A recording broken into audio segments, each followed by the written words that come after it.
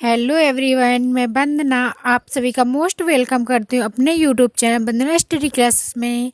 दोस्तों, आज हम लेकर आए एपीजे अब्दुल कलाम का जीवन परिचय। तो दोस्तों, ये मोस्ट इम्पोर्टेंट जीवन परिचय है एपीजे अब्दुल कलाम जी का। ये दोस्तों 2011 से लेकर के 2011 से कंटिन्यू आ रहा है 2020 तक। ये 11 में आया, 12 में, 13 में, 14, 15, 16, 17, 18, 19, 20 तक ही कंटिन्यू पूछा जा रहा है बोर्ड एग्जाम्स में। तो ये आपका वेरी वेरी इंपॉर्टेंट है, इसको आप ज़रूर एक बार तैयार करके जाएं। तो दोस्तों, चलिए देख लेते हैं एपीजे अब्दुल कलाम जी का जन्म कब हुआ था, कहाँ हुआ था और इन्होंने देश के लिए क्या क्या किया और इनकी कितनियाँ क्या क्या थी। तो सारे कुछ इस वीडियो में हम आपको बताने वाले हैं। इनकी महत्वपूर्ण जो पुस्तकें थी वो, और इन्होंने जो किया उसके बारे में। तो सारा आपको जीवन परिचय इस वीडियो में हम बताएंगे। तो ये आपके बोर्ड एग्जाम 2021 के लिए वेरी वेरी इंपॉर्टेंट जीवन परिचय है। तो दोस्तों, इसको एक बार आपको ज़रूर देखकर जाना है। तो दोस्तों, वीडियो में लास्ट तक ज़रूर बने रहिए, क्योंकि ये जीवन परिचय आपका 7-8 साल से कंटिन्यू आ रहा है। तो 2021 में भी आपका आ सकता है। तो वीडियो को लास्ट तक ज़रूर देखिएगा। तो चलिए स्टार्ट करते हैं। अगर दोस्तों ये वीडियो आपके लिए थोड़ा सा भी यूजफुल रहा है तो वीडियो को लाइक कर दीजिएगा, चैनल को सब्सक्राइब कर लीजिएगा, साथ में अपने दोस्तों को भी शेयर कर दीजिएगा। तो चलिए स्टार्ट करते हैं एपीजे अब्दुल कलाम जी का जीवन परिचय। तो सबसे पहले देखेंगे इनका जीवन परिचय, यानी जन्म कब हुआ था, कहाँ हुआ था, सारा इस वीडियो में बताएंगे। तो चलिए स्टार्ट करते हैं। जीवन परिचय में देखेंगे डॉक्टर एपीजे अब्दुल कलाम का जन्म 15 अक्टूबर 1931 को तमिलनाडु के रामेश्वरम में एक भारतीय मुस्लिम परिवार में हुआ था। तो आपको याद रखना है एपीजे अब्दुल कलाम जी का जन्म कब हुआ था, 15 अक्टूबर 1931 को। कहाँ हुआ था? तमिलनाडु के रामेश्वरम में एक भारतीय मुस्लिम परिवार में हुआ था। तो आप जब भी बोर्ड एग्जाम्स में किसी भी राइटर का जीवन परिचय लिखें तो आपको जो सन और जन्म स्थान है ये आपको डिफरेंट कलर, यानी कि कोई भी आप कलर यूज कर सकते हैं रेड और ग्रीन को छोड़कर। तो आप रेड और ग्रीन नहीं यूज करेंगे, क्योंकि बोर्ड एग्जाम में अलाउ नहीं होता है रेड और ग्रीन। तो आपको ब्लैक या फिर कोई और स्केच कलर से भी आप लिख सकते हैं डेट और सन कहाँ पर हुआ था। तो ये आप क्योंकि अलग डिफरेंट पेन से लिख देंगे, स्केच से लिख देंगे, तो एग्जामिनर का जो सीधे व्यू होता है वो आपके मेन पॉइंट पर जाता है। तो एग्जामिनर जब नंबर देता है तो वे मेन पॉइंट देख लेते हैं और पूरे पूरे आपको मार्क मिल जाते हैं।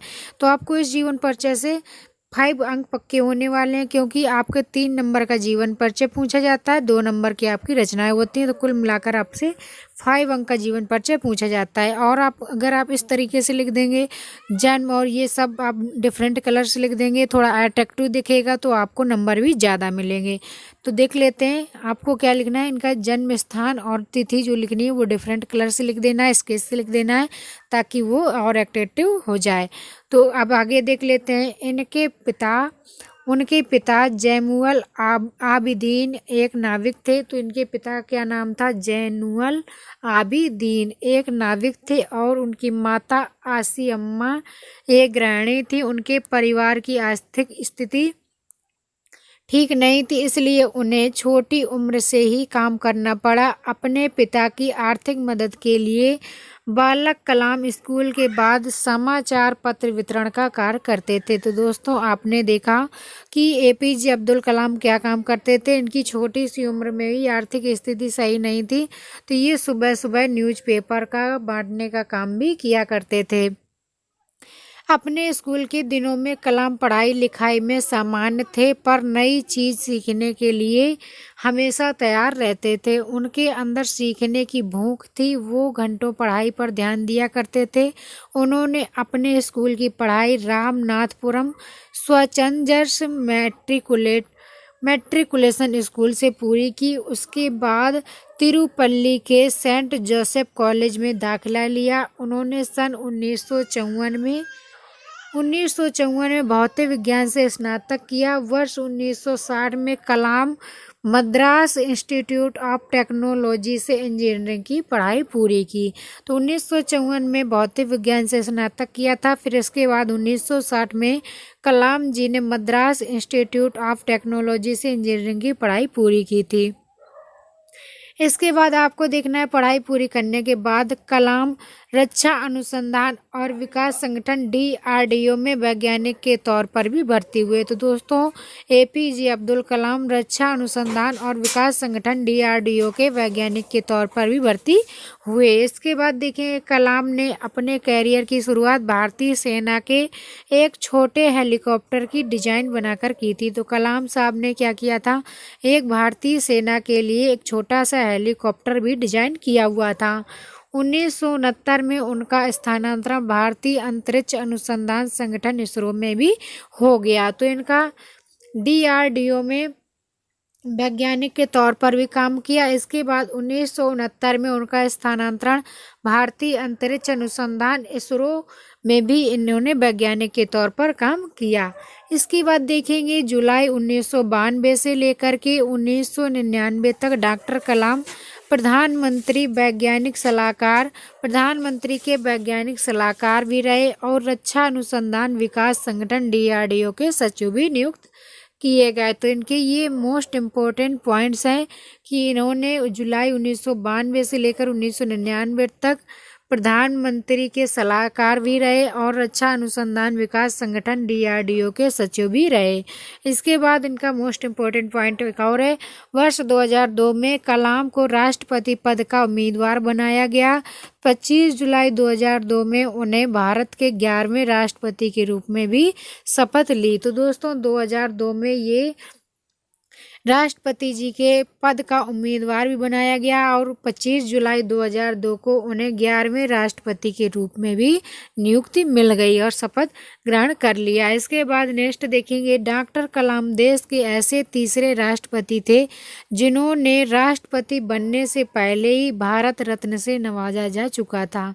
तो ये इनका मोस्ट इम्पोर्टेंट पॉइंट है, आपको याद रखना है कि डॉक्टर कलाम देश के ऐसे तीसरे राष्ट्रपति थे जिन्हें राष्ट्रपति बनने से पहले ही भारत रत्न से नवाजा जा चुका था। इसके बाद देखेंगे, युवाओं में उनकी लोकप्रियता को देखते हुए उन्हें 2 बार 2003 से लेकर 2004-05 MTV youth icon of the year award से भी मनोनीत किया गया था। डॉक्टर कलाम ने कई पुस्तकें भी लिखी थी जिनमें कुछ प्रमुख पुस्तकें उनकी इस प्रकार से हैं जो एग्जाम्स में पूछी जाती हैं, मोस्ट इम्पोर्टेंट है। इंडिया 2020, तो इंडिया 2020 इनकी बुक थी, इसको उन्होंने लिखा था a vision for the new millennium. इसके बाद नेक्स्ट बुक थी विंग्स ऑफ फायर, ये भी वेरी इंपॉर्टेंट बुक है इनकी, wings of fire and autobiography. Ignited mind, next book है इनकी ignited mind unleashing the power with the India. Next book है मिशन इंडिया। इसके बाद इंडोमिटेबल स्पिरिट।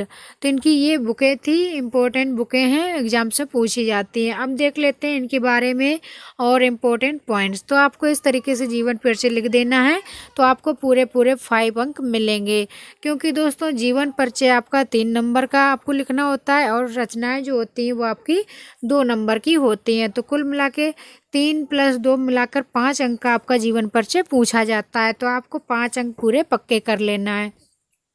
अब नेक्स्ट पॉइंट देखेंगे, लगभग 40 विश्वविद्यालयों ने उन्हें मानद की डायरेक्ट की उपाधि दी और भारत सरकार ने उन्हें पद्म भूषण और भारत के सबसे बड़े नागरिक सम्मान भारत रत्न से भी अलंकृत किया था। ये भी इनका वेरी इंपॉर्टेंट पॉइंट है, आपको याद रखना है। लगभग 40 विश्वविद्यालयों ने इन्हें मानद की डॉक्टरेट की उपाधि दी थी और भारत सरकार ने उन्हें पद्म भूषण और पद्म विभूषण की उपाधि से भी सम्मानित किया और भारत के सबसे बड़े नागरिक सम्मान भारत रत्न से भी इन्हें अलंकृत किया गया था। इसके बाद देखेंगे 17 जुलाई 2015 को भारतीय प्रबंधन संस्थान शिलांग में अध्ययन कार्य करने के दौरान उन्हें दिल का दौरा पड़ा, जिसके बाद करोड़ों लोगों के दिलों में राज करने वाले कलाम साहब परलोक सिधार गए। तो इनकी मृत्यु यानी सबसे इनका दुखद पॉइंट क्या था, 17 जुलाई 2015 को ये एक विश्वविद्यालय में पढ़ा रहे थे, जहां इनके दिल का दौरा पड़ने से अचानक इनकी मृत्यु हो गई थी। तो ये अपने पंचतत्व में विलीन हो गए 17 जुलाई 2015 को। तो ये था दोस्तों डॉक्टर कलाम जी का जीवन परिचय, मोस्ट इम्पोर्टेंट जीवन परिचय, 7-8 साल से कंटिन्यू आ रहा है। तो इसको आपको ज़रूर एक बार तैयार करके जाना है, क्योंकि दोस्तों जीवन परिचय आपका मोस्ट इम्पोर्टेंट, ये आपको पता है कि ये जीवन परिचय आते आते ही है।